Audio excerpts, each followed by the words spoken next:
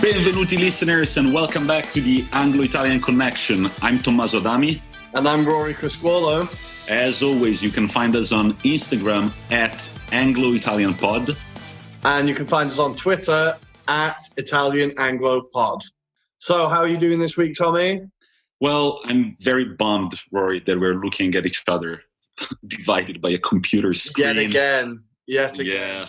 Strange times, strange year. But on the other side, I'm super thankful to our listeners for the great success we've had with the Halloween special. Thank you very much. It was great to see the numbers go up day after day. We listened to it. The sound quality wasn't great, but under the current circumstances, we couldn't do really much better. But it was beautiful to see all these people that we know from all over the world, all gathered in one single podcast episode. It was beautiful. I had a lot of fun doing that. So thank you to our listeners. Yeah, honestly, I spent the whole week just refreshing that website that we use and just going, just check the number. Oh, that's good. Just check again. I've been on it the whole week. So again, guys, thank you. I'm glad you enjoyed it. All the feedback's been good. And yeah, we will battle on with the sound quality. We're working on it, right? Exactly. The other thing that I'm very excited about, well, I was born on Halloween Day.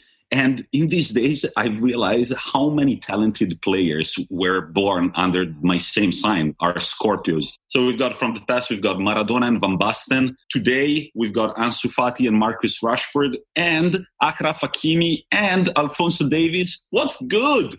It seems like they got all the talent and stole it from you, Tommy. Hey, I don't know.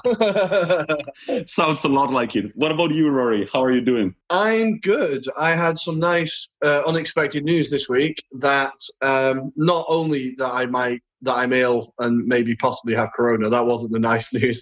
The nice news is that the team I support in Kazakhstan won the league this week for the first time in 16 years. The whole time I was there for 1 season, 1.5 seasons, and they came second both times.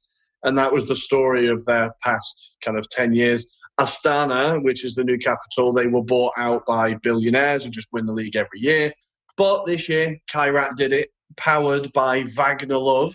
You remember him, I remember he popped up in the Champions League a few times for CSKA Moscow, I think.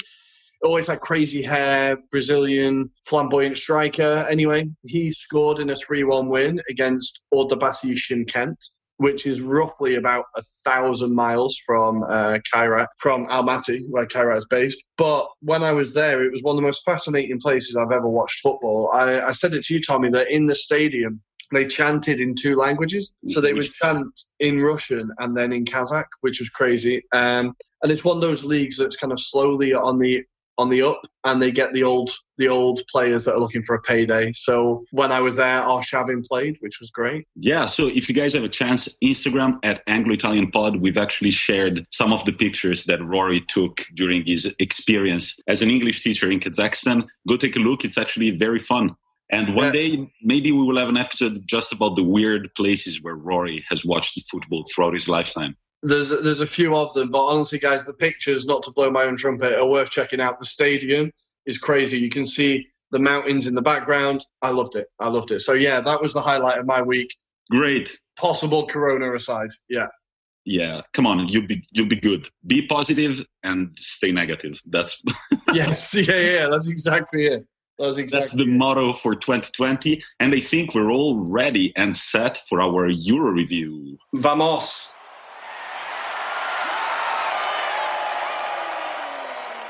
Welcome, listeners, to the Euro review. Tommy, where are we going?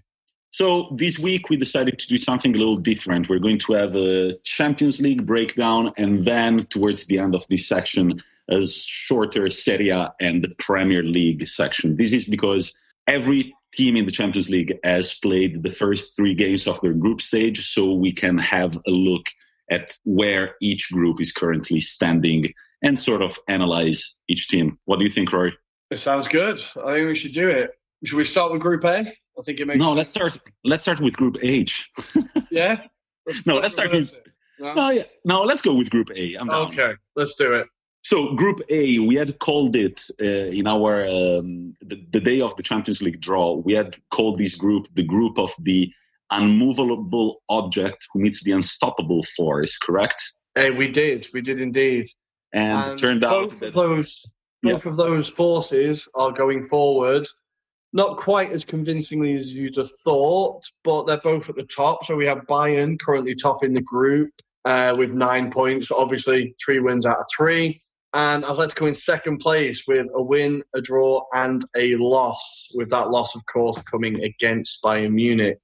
Atletico, they look they're not your typical Simeone side at the minute. They look a bit flimsy, not as sturdy as they used to be. Yeah, so we were actually just checking how many goals they have conceded in the previous editions of the Champions League in the group stage.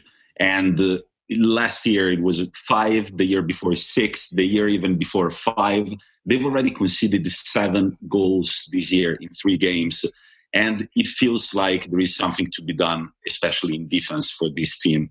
And it comes as a surprise that they've just signed Jeffrey Kondogbia. Oh my God. Now, this player I fell in love with in whatever season it was when we got knocked out by Monaco, we being Arsenal, of course.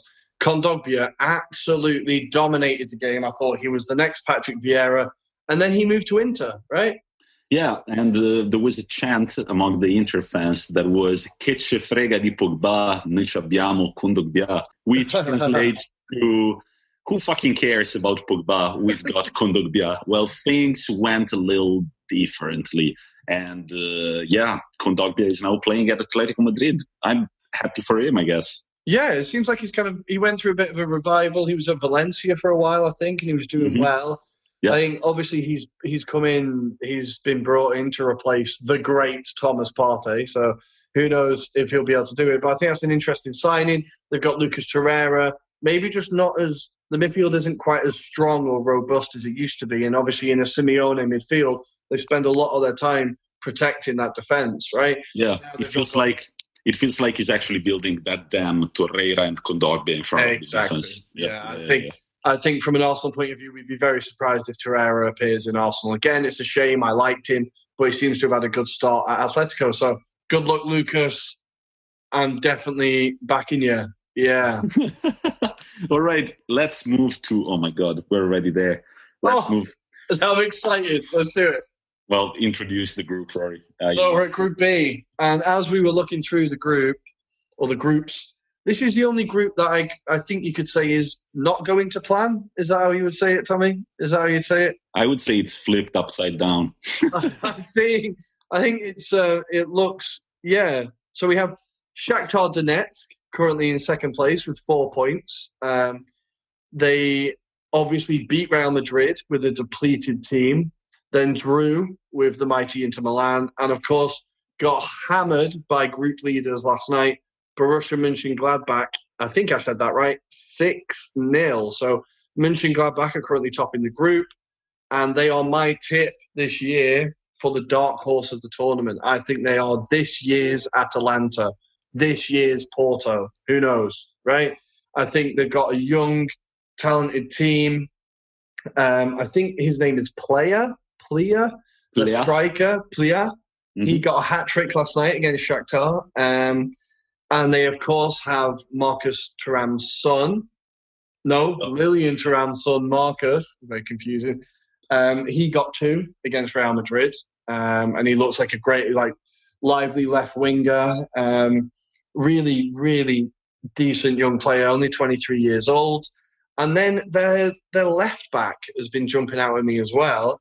Rami Bensebaini. Honestly, the pronunciation today is going to kill me. But Rami Bensebaini. In the Champions League, he already has 3 goals this season.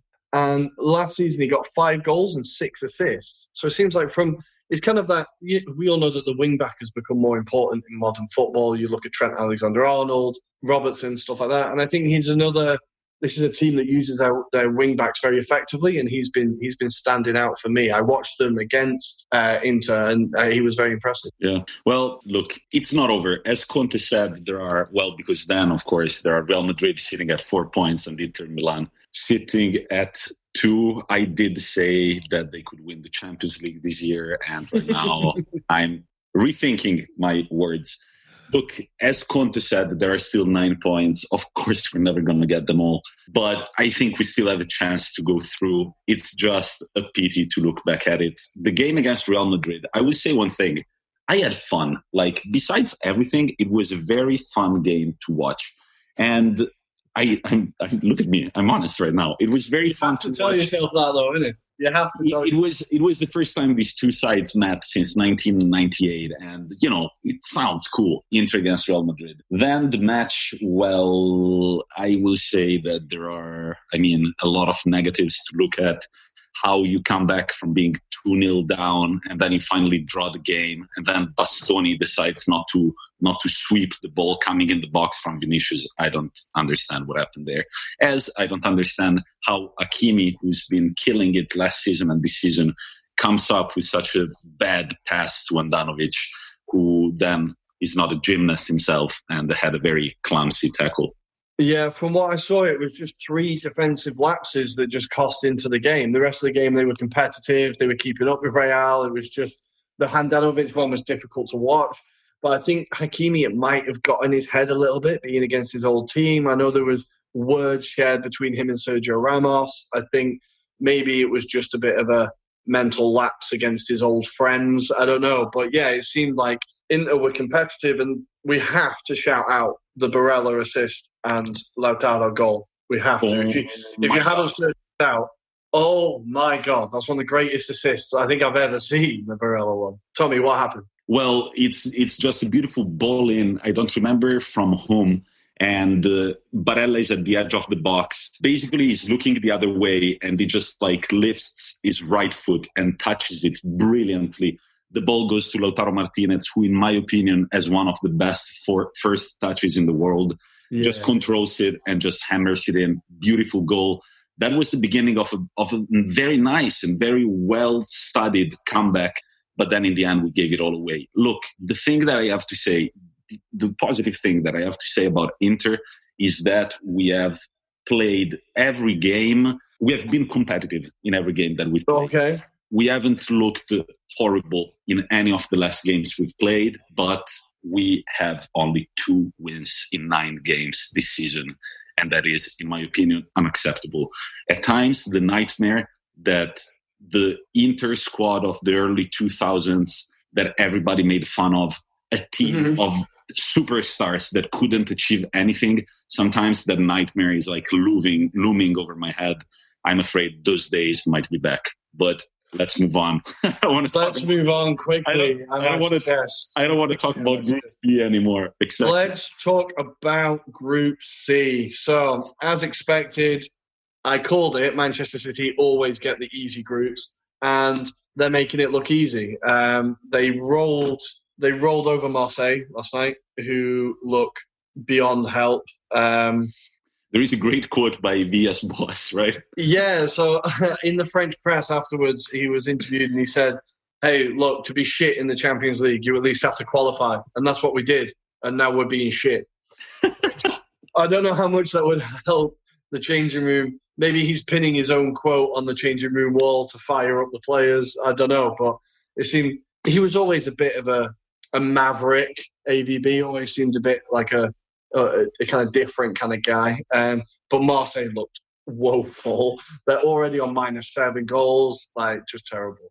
Yeah, going back to that quote, it reminds me of Michael Jordan's "You miss all the shots that you don't take," but it's got to be flipped, right? Yeah, exactly. It's the same concept, but it's kind of flipped.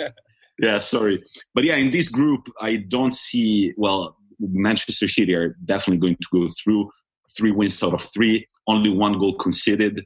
I think Porto are the team who will make it out of this group together with the citizens. Almost no doubt about it, really. Yeah, I think you're right. I think Olympiacos can always spring a surprise. Greece is a difficult place to go, but without fans, it's a different deal, I think. So yeah, I think maybe City and Porto progress through this one. And moving on to Group D. We've got the first of the best 2 defenses in the Champions League this year. Liverpool sitting at 9 points after 3 wins against Ajax, Atalanta, and Midtjylland. Ajax sitting at 4